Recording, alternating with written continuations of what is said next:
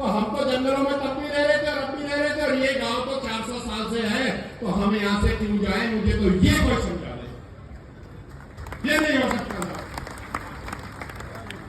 आपको मैं बताऊं, यहां पर सब बीजेपी पार्टी को कोस रहे, मैं बीजेपी का हूं, आज मैं अब मेरे ख्याल से इकलौता हूं तो यहां पर लड़ लेके खड़ा हूं, क्योंकि समाज के साथ खड़ा होना, सच्चाई रखना बहुत जरूरी है। और जो लोग दूसरी पार्टियों को कह रहे थे, मैं उसको भी आईना दिखा देता हूं। महाराज, रणथंभौर में एक गांव है कैलाशपुरी, वो फॉरेस्ट के चलते 2 बार विस्थापित हो गया है साहब। अब आप बताओ किसको कोस रहे हो, किसको नहीं कोस रहे हो?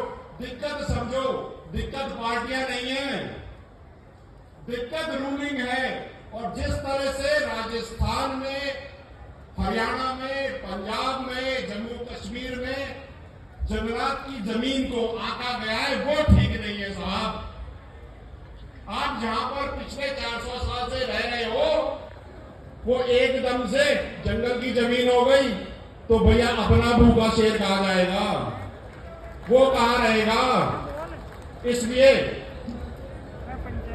मैं आज यहां से आप सबके सामने, जितनी भी राजनीतिक पार्टियां यहां बैठी है, जितने भी दिग्गज नेता यहां बैठे हैं, अरे कसम खा लो, पानी उठा लो यार, ये बात कह दो कि अब जब सेंसस होगा, उस सेंसस में जहां जहां गुर्जर जंगल में रह रहा है, उस घर को आबादी दाखिल करो, और जहां जहां वो अपनी काश्तकारी कर रहा है, उसको काश्तकारी की जमीन दाखिल करो।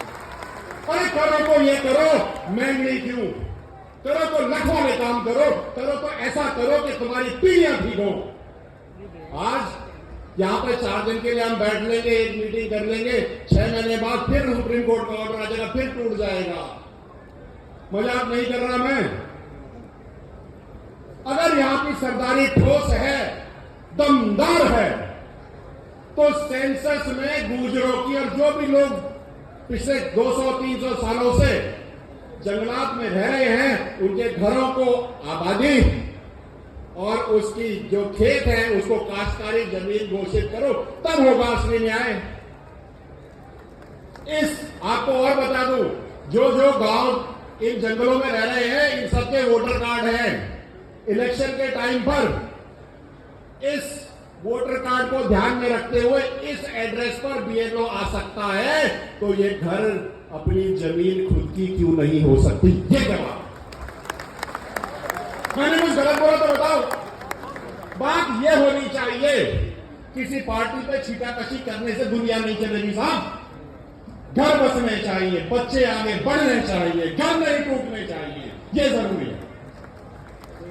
आपको मैं बताऊं, आपको मैं ये बता देता हूं कि सर जम्मू कश्मीर में 2 साल पहले, भाई 1 मिनट यार, मैं सब बात करूंगा साहब, केवल अनंतपुर की नहीं है ये, आप केवल इसको अनंतपुर में रख करके पूरा सिस्टम गड़बड़ा हो जाएगा, प्रॉब्लम तो बड़ी सॉल्व होगी। जम्मू कश्मीर में जब गुर्जर बकरवाल बर्फ में अपने घर बना के रखते थे लकड़ियों से, तो उस समय ये वन विभाग पड़ती बर्फ में उनके घर तोड़ देता था, वो जाकर के बाहर बैठते थे साहब।